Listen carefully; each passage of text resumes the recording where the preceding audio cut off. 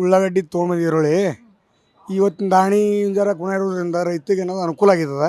2000-1500 ಅವ್ರ ಕೂಲಿ ಆಗಿದಲ್ಲ. 250 ಚೀಲ ಈರುಳ್ಳಿ ಬೆಳೆದ್ರೆ 50 ಚೀಲನೂ ಕೈ ಸಿಗ್ತಾ ಇಲ್ಲ ಅವ್ರಿಗೆ, ಎಲ್ಲ ನೀರಾಗೋಗಿದೆ. ಬೀಜಾಪುರದ ಈರುಳ್ಳಿ ಮುಗಿತಾ ಬಂತು. ಈಗ ಅರೆಬೆಲ್ಸು ಫಸ್ಟ್ ಎಲ್ಲ ಜಾಸ್ತಿ ಬರೋದು. ಅರವೆಲ್ಸ್ ಕಮ್ಮಿ ಆದಾಗಿಂದ 3060 ರೂಪಾಯಿ 62 ರೂಪಾಯಿ ಬೆಲೆ ಈರುಳ್ಳಿ ಇದೆ. ಇವಾಗ 60ರಿಂದ 75 ರೂಪಾಯಿವರೆಗೂ ಹೋಗ್ತಾ ಇದೆ ಬಜಾರ್ ಮಾರ್ಕೆಟ್. ಈರುಳ್ಳಿ ಬರ್ತಾ ಇಲ್ಲಮ್ಮ, ಬೆಳೆಗಳೆಲ್ಲ ಮಳೆ ಬಿದ್ದು ಹಾಳಾಗಿದೆ. ಹಾಗಾಗಿ ಈರುಳ್ಳಿ ಬೆಲೆ ಗಗನಕ್ಕೆ ಹೋಗ್ತಾ ಇದೆ. ಇನ್ನು ಒಂದು ಇವಾಗ 80 ರೂಪಾಯಿ ಇದೆ, 100 ರೂಪಾಯಿ ಆಗ್ಬೋದು. ಏನಂದ್ರೆ ಹೊಸ ಮಾಲ್ ಬಂದ ಮೇಲೆ ಸ್ವಲ್ಪ ಏರುಪೇರು ಆಗುತ್ತೆ. ನಮಸ್ತೆ ವೀಕ್ಷಕರೇ, ನಾವಿವತ್ತು ಈರುಳ್ಳಿ ಮಂಡಿಗೆ ಬಂದಿದ್ದೀವಿ. ಈರುಳ್ಳಿ ರೇಟು ಹೋದ ವಾರಕ್ಕಿಂತ ಈ ವಾರ ಭಾರಿ ಏರಿಕೆ ಕಂಡು ಬಂದಿದೆ. ಏನು ಅಂತಂದರೆ ಹೋದ ವಾರ 30ರಿಂದ 40 ರೂಪಾಯಿ 50 ರೂಪಾಯಿ ಆಗಿದ್ದರೆ ಈ ವಾರ ಸುಮಾರು ಹತ್ತತ್ರ 70ರಿಂದ 80 ರೂಪಾಯಿ ತನಕ ಈರುಳ್ಳಿ ರೇಟು ಏರಿಕೆ ಆಗಿದೆ. ಹಾಗಾದರೆ ಈರುಳ್ಳಿ ರೇಟು ಏರಿಕೆ ಆಗಲಿಕ್ಕೆ ಕಾರಣ ಏನು, ಮುಂದೆ ಗ್ರಾಹಕರ ಕತೆ ಏನು, ಇದೆಲ್ಲದನ್ನು ಕೇಳೋಣ ಬನ್ನಿ. ಬಿಜಾಪುರ ತಾಲೂಕು ಹೆಗ್ಡಾಡ್ರಿ ಉಳ್ಳಾಗಡ್ಡಿ ತೊಗೊಂಬಂದು ಈರುಳ್ಳಿ ಇವತ್ತಿನ ದಾಣಿ ಜರ ಗುಣ ಇರೋದ್ರಿಂದ ರೈತರಿಗೆ ಏನಾದ್ರು ಅನುಕೂಲ ಆಗಿರ್ತದೆ. 2000-3000 ಮಾಲ್ ಇದ್ದಂಗೆ ಮಾರ್ತದೆ. ದಾಣಿ ಇಲ್ಲಾರ್ದ ಬಿಟ್ಟು ಹೋಗ್ತಿದ್ದೀವಿ ನಾವು. 2000-1500 ಅವ್ರ ಕೂಲಿ ಆಗಿದಲ್ಲ, ಈ ರೀತಿ ಮಾರ್ತದೆ. ಮತ್ತು ಈ ರೀತಿ ಉಳಿತಂದ್ರೆ ರೈತರಿಗೆ ಜರ ಅನುಕೂಲ ಆಗ್ತದೆ. ಈ ರೈತರಿಗೆ ಬೆಂಬಲ ಬೆಲೆ ಮಾಡಬೇಕು. ಉಳ್ಳಾಗಡ್ಡಿಗೆ ಇವತ್ತು 3000 ಮಾರಲಿ 4000 ಒಟ್ಟು ಒಂದು ಬೆಂಬಲ ಬೆಲೆ ಮಾಡಿದ್ರೆ ರೈತರಿಗೆ ಅನುಕೂಲ ಆಗ್ತದೆ. ಇಲ್ಲಾಂದ್ರೆ ರೈತ ಭಾಳ ಹೈರಾಣ ಅದ. ಒಬ್ಬ ಹೆಣ್ಮಗಳ ಕೂಲಿ 500 ರೂಪಾಯಿ ಪಗಾರ ಅದ. ಇದರಿಂದ ನುಕ್ಸಾನ ಅದ. ನಮಗೊಂದು ಬೆಂಬಲ ಬೆಲೆ ಕೊಡ್ಬೇಕಂತ ಒಂದು ನಮ್ಮ ಅಭಿಪ್ರಾಯ.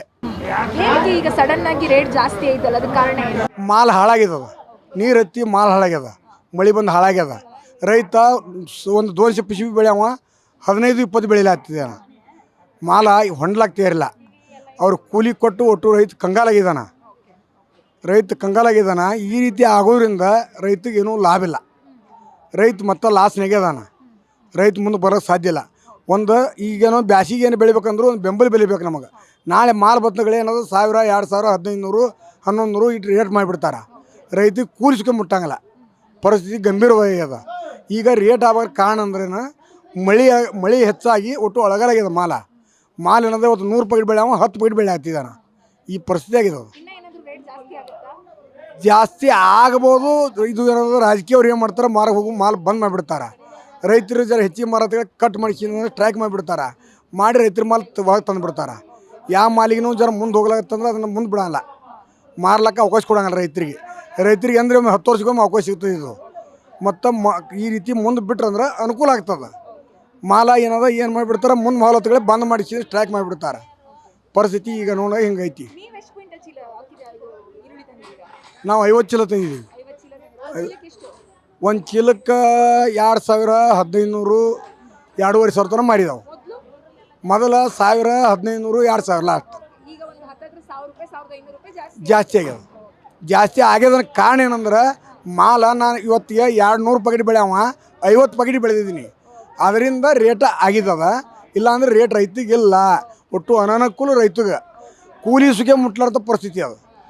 ಬರೀ ಎಲ್ಲ ಕೂಲಿ ಏನದ 500 ರೂಪಾಯಿ ಪಗಾರ. ಒಬ್ಬ ಹೆಣ್ಮಗಳು ಚಂತನ ಕೂಡ ಒಂದು ಪ್ಯಾಕೆಟ್ ಹೊಳ್ತಾಳೆ. ಈ ರೀತಿ ಲಾಸ್ ಅದ ರೈತಗೆ. ಈ ಮಾಲ್ ಇದರಿಂದ ಹಿಂಗಾಗಿದ್ದದ. ನಮಗೊಂದು ಬೆಂಬಲ ಬೆಲೆ ಮಾಡ್ಬೇಕು ರೈತರಿಗೆ. ಅದು ಬೀಜಾಪುರದ ಈರುಳ್ಳಿ ಮುಗಿತಾ ಬಂತು. ಈಗ ಅರೆಬೆಲ್ಸು ಫಸ್ಟ್ ಎಲ್ಲ ಜಾಸ್ತಿ ಬರೋದು. ಈಗ ದಿವಸ 45ರಿಂದ 50,000 ಒಳಗೆ ಬರ್ತಾಯಿತ್ತು. ಫಸ್ಟೆಲ್ಲ 6,70,000-75,000ವರೆಗೂ ಬರೋದು. ಈಗ ಅಷ್ಟು ಬರ್ತಾಯಿಲ್ಲ. ಆದ್ದರಿಂದ ರೇಟ್ ಜಾಸ್ತಿ ಆಗೋದು ಚಾನ್ಸ್ ಆಯಿತು.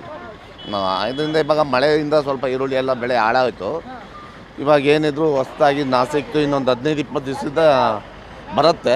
ಬಂದಮೇಲೆ ಸ್ವಲ್ಪ ರೇಟ್ ಕಮ್ಮಿ ಆಗೋಕ್ಕೆ ಚಾನ್ಸ್ ಇದೆ. ಅಲ್ಲಿವರೆಗೂ ಈ ರೇಟ್ ಹೋಗುತ್ತೆ. ಇವಾಗ 60ರಿಂದ 75 ರೂಪಾಯಿವರೆಗೂ ಹೋಗ್ತಾ ಇದೆ ಬಜಾರ್ ಮಾರ್ಕೆಟು. ತೊಗೊಂಡೋಗಿ ಮಾರೋರು ಅವರು 100 ರೂಪಾಯಿವರೆಗೂ ಮಾರಲೇಬೇಕು. ಅವ್ರಿಗೂ ಕಷ್ಟ ಇದೆ. ತೊಗೊಂಡೋಗಿ ಆ ಥರ ಮಾರ್ತಾಯಿದ್ದಾರೆ. ಇನ್ನೂ ಒಂದು 15 ದಿವಸ ಇದೇ ಲೆವೆಲ್ ಇರುತ್ತೆ. ಲಾಸ್ಟ್ ವೀಕಲ್ಲಿ ಇಲ್ಲ. ಇವಾಗ ಆಗಲೇ ಈ ರೇಟು ಕಮ್ಮಿಯಿಂದ ಈ ರೇಟ್ ಹೆಚ್ಚು ಕಮ್ಮಿ ಒಂದು 2-2.5 ತಿಂಗಳಿಂದ ಇದೆ. ಅದು ರೈತರಿಗೆ ಅನುಕೂಲ ಆಗ್ತಾಯಿದೆ. ಈಗ ಏನಂದ್ರೆ ಹೊಸ ಮಾಲ್ ಬಂದ ಮೇಲೆ ಸ್ವಲ್ಪ ಏರುಪೇರು ಆಗುತ್ತೆ.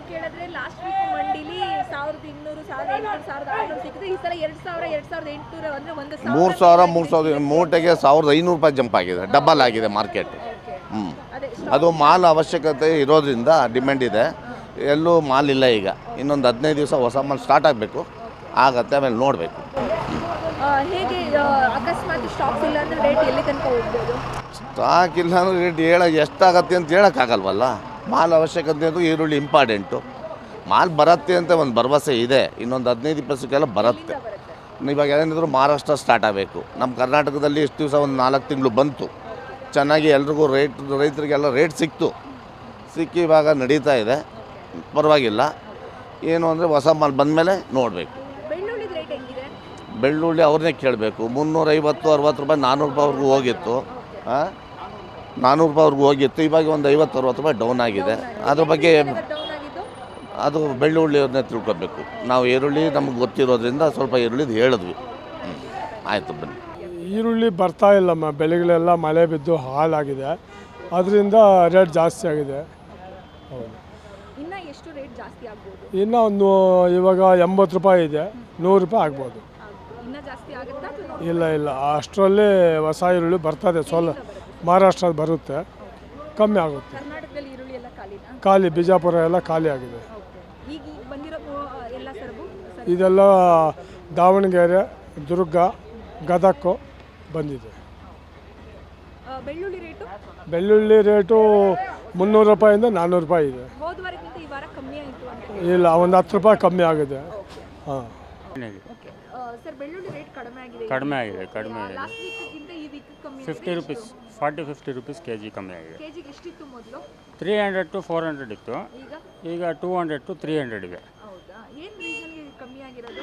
ಅರೈಲ್ಸ್ ಜಾಸ್ತಿ ಆಗಿದೆ, ಎಂಡಿಂಗ್ ಸೀಸನ್ ಬೇರೆ, ಸೊ ಈಗ ಮಾಲ್ ಶಾರ್ಟೇಜ್ ಜಾಸ್ತಿ ಬರುತ್ತೆ. ಹಂಗಾಗಿ ಸ್ವಲ್ಪ ಈ ರೇಟ್ ಇರುತ್ತೆ. ಇನ್ನೊಂದು ಹೊಸದು ಬರೋ ಅಷ್ಟರಲ್ಲಿ 2 ಮಂತ್ಸ್ ಇದೆ.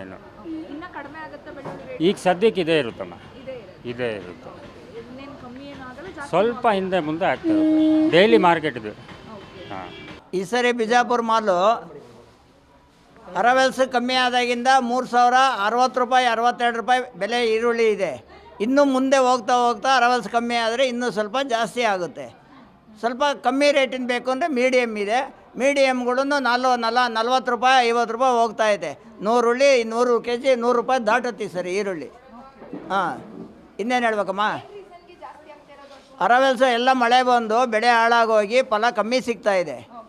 ಆದ್ದರಿಂದ ರೈತರಿಗೆ 250 ಚೀಲ ಈರುಳ್ಳಿ ಬೆಳೆದ್ರೆ 50 ಚೀಲನೂ ಕೈ ಸಿಗ್ತಾ ಇಲ್ಲ ಅವ್ರಿಗೆ, ಎಲ್ಲ ನೀರಾಗೋಗಿದೆ. ಹಾಗಾಗಿ ಈರುಳ್ಳಿ ಬೆಲೆ ಗಗನಕ್ಕೆ ಹೋಗ್ತಾ ಇದೆ. ಹಾಂ, ಇನ್ನೂ ಹೋಗುತ್ತೆ, 100-150ವರೆಗೂ ದಾಟುತ್ತೆ ಅನ್ನೋ ಒಂದು ಅನಿಸಿಕೆ ಇದೆ ನಮಗೆ. ಹಾಂ, ಇಲ್ಲ 100 ರೂಪಾಯಿ 200 ರೂಪಾಯಿ ಡಿಫ್ರೆನ್ಸಲ್ಲಿ ಹೋಗ್ತಾ ಇದೆ ಕ್ವಿಂಟಲ್. 100-200 ರೂಪಾಯಿ ಜಾಸ್ತಿ, 1000-2000 ಈ ಥರ 1000 ದಾಟಿಲ್ಲ. 100-200 ರೂಪಾಯಿ ಡಿಫ್ರೆನ್ಸಲ್ಲಿ ಹೋಗ್ತಾ ಇದೆ. ಹಾಂ, ಇಲ್ಲ ಹೋದ ವೀಕಲ್ಲಿ 50 ರೂಪಾಯಿಯಿಂದನೂ ಈರುಳ್ಳಿ ಸಿಕ್ಕಿದೆ. 50 ರೂಪಾಯಿಯಿಂದ 100 ರೂಪಾಯಿವರೆಗೂ ಈರುಳ್ಳಿ ಸಿಕ್ಕಿದೆ. 10 ರೂಪಾಯಿಗೂ ಈರುಳ್ಳಿ ಸಿಕ್ಕಿದೆ. ಎಲ್ಲ ಫುಲ್ಲು ಡ್ಯಾಮೇಜ್ ಈರುಳ್ಳಿ. ಹಾಂ, ಜಾಸ್ತಿ ಆಗಿದೆ. ಒಳ್ಳೆ ಇನ್ನೂ ಆಗುತ್ತೆ. ಇನ್ನೂ ಒಂದು 100-200 ರೂಪಾಯಿ ಕ್ವಿಂಟಲಿಗೆ ಜಾಸ್ತಿ ಆಗುತ್ತೆ. ಹಾಂ, ಎಸ್, ಕೇಳಿದ್ರಲ್ಲ ವೀಕ್ಷಕರೇ, ಮಂಡಿಯವರು ಹೇಳೋ ಪ್ರಕಾರ ಕರ್ನಾಟಕದಲ್ಲಿ ಸರಿಯಾಗಿ ಸ್ಟಾಕ್ ಇಲ್ಲ, ಮಳೆ ಬಂದು ಈರುಳ್ಳಿ ಹಾಳಾಗಿರೋದ್ರಿಂದ ಸರಿಯಾಗಿ ರೈತರಿಗೆ ಬೆಳೆ ಕೈಗೆ ಸಿಗ್ತಾ ಇಲ್ಲ ಅನ್ನೋ ಕಾರಣಕ್ಕೆ ಈರುಳ್ಳಿ ರೇಟು ಹೋದ ವಾರಕ್ಕಿಂತ ಈ ವಾರ ಇನ್ನಷ್ಟು ಜಾಸ್ತಿ ಆಗಿದೆ. ಹಾಗೇನೆ ಡಿಸೆಂಬರ್ ಫಸ್ಟ್ ವೀಕಲ್ಲಿ ಇನ್ನೂ ಕೂಡ ಜಾಸ್ತಿ ಆಗುವ ಸಾಧ್ಯತೆ ಇದೆ. ಮಹಾರಾಷ್ಟ್ರದ ಸ್ಟಾಕ್ಸ್ ಬರುವ ತನಕ ಈರುಳ್ಳಿ ರೇಟು ಇನ್ನೂ ಜಾಸ್ತಿ ಆಗಬಹುದು ಅನ್ನೋದು ಮಂಡಿಯವರ ಅಭಿಪ್ರಾಯ ಆಗಿದೆ. ಹಾಗೆ ಮಂಡಿಯಲ್ಲಿ ನಮ್ಗೆ ಸಿಗದಂತಹ ರೈತರು ಏನು ಹೇಳ್ತಾರೆ ಅಂತಂದ್ರೆ, ನಮಗೆ ಸರಿಯಾದ ಬೆಲೆ ಸಿಗ್ತಾ ಇಲ್ಲ. ಈಗ ನಮಗೆ ಜಾಸ್ತಿ ಆಗಿರೋದು ಏನಕ್ಕೆ ಅಂತಂದ್ರೆ, ನಾವು 200 ಕೆಜಿಗೆ ನಾವು ಬೆಳೆ ಹಾಕಿದ್ರೆ ನಮ್ಗೆ ಕೇವಲ ಅದು 50 ಕೆಜಿ ಬೆಳೆ ಮಾತ್ರ ನಮ್ಮ ಕೈಗೆ ಸಿಗ್ತಾ ಇದೆ. ಹಾಗಾಗಿ ನಾವು ಸಿಕ್ಕಾಪಟ್ಟೆ ಲಾಸ್ ಅಲ್ಲಿ ಇದ್ದೀವಿ. ಈ ಬೆಲೆ ಬಂದಿರೋದು ಕೇವಲ ನಾವು ಬೆಳೆ ಕರೆಕ್ಟ್ ಆಗಿ ನಮ್ಮ ಕೈ ಸಿಗ್ತಾ ಇಲ್ಲ ಅನ್ನೋ ಕಾರಣಕ್ಕೆ, ಸ್ಟಾಕ್ ಇಲ್ಲ ಅನ್ನೋ ಕಾರಣಕ್ಕೆ ಮಾತ್ರ. ಆದ್ರೆ ರೈತರ ಬೆಂಬಲಕ್ಕಾಗಿ ಅಲ್ಲ ಅನ್ನೋದು ರೈತರ ಅಭಿಪ್ರಾಯ ಆಗಿದೆ. ಇದಿಷ್ಟು ಇವತ್ತಿನ ವಿಶೇಷ ಸುದ್ದಿ. ಇನ್ನಷ್ಟು ಸುದ್ದಿಗಾಗಿ ನೋಡ್ತಾ ಇರಿ ಗ್ಯಾರಂಟಿ ನ್ಯೂಸ್. ಕ್ಯಾಮ್ರಾಮನ್ ಪಪ್ಪಾಪತಿ ಜೊತೆ ಶಮ್ಮಿ ಶೆಟ್ಟಿ. ಗ್ಯಾರಂಟಿ ನ್ಯೂಸ್, ಸುದ್ದಿ ಖಚಿತ, ನ್ಯಾಯ ನಿಶ್ಚಿತ.